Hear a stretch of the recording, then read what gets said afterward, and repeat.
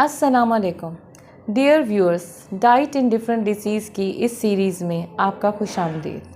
आज हम बात करेंगे हाइपरथायरॉयडिज़म के ऊपर। लास्ट टाइम हमने बात की थी हाइपोथायरॉयडिज़म के ऊपर। हाइपरथायरॉयडिज़म हाइपोथायरॉयडिज़म का अपोजिट है। होता उसी तरीके से तितली नुमा ग्लैंड है जो कि हमारी गर्दन में होता है, लेकिन हाइपोथायरॉयडिज़म में जो थायराइड ग्लैंड है वो कम सिक्रीट कर रहा होता है। हाइपर में अपोजिट हो जाता है, उसकी सिक्रीशन बढ़ जाती है। हम जो ब्लड टेस्ट करवाते हैं जिसमें उसमें TSH लेवल बढ़ गया था, इसमें TSH लेवल कम हो जाता है और यहाँ पे ये फूल भी जाता है, इसके ग्लैंड्स भी बन जाते हैं, नोड्यूल्स भी बन जाते हैं, तो हम थायराइड स्कैन भी करवाते हैं।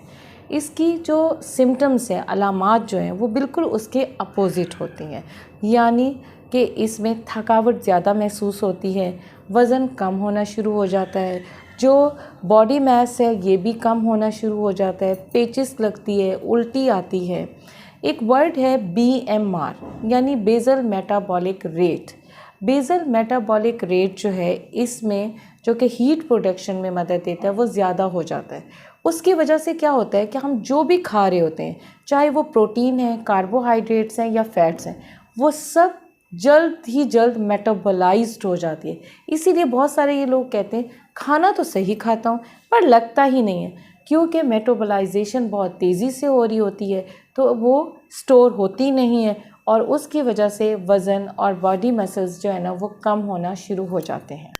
हाइपरथायरॉयडिज़म एक ऑटो इम्यून डिज़ीज़ है, इसीलिए इसका रिलेशन भी किसी न किसी ऑटो इम्यून डिज़ीज़ के साथ होता है, यानी ये ग्रेव डिज़ीज़ में होती है।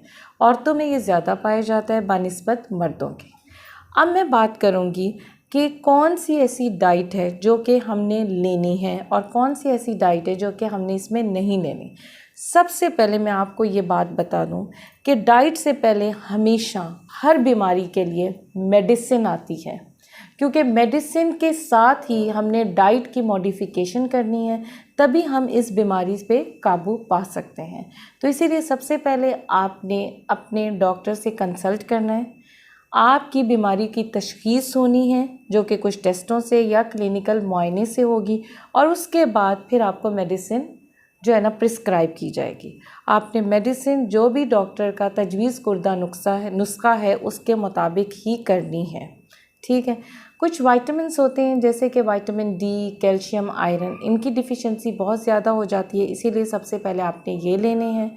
इसके अलावा जो आपने नहीं लेनी डाइट वो है जैसे कि fry food, deep fry food, ये जो प्रोसेस्ड फूड होता है, फ्रोज़न फूड होता है, पैकेज्ड वाला फूड होता है, ये सब इसके अंदर जो है ना आयोडीन जो है ना बहुत ज़्यादा होता है और हाई आयोडाइज्ड सॉल्ट, ये आपने बिल्कुल नहीं लेना क्योंकि ये आपके लिए नुकसानदेह हैं।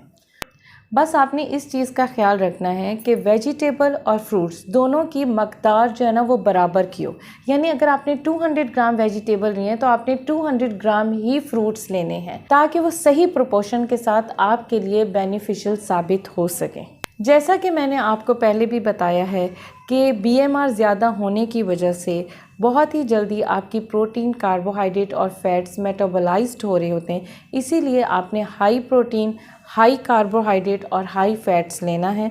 आप अपने कंसल्टेंट या फिर आप अपने न्यूट्रिशनिस्ट के साथ भी डिस्कस कर सकते हैं।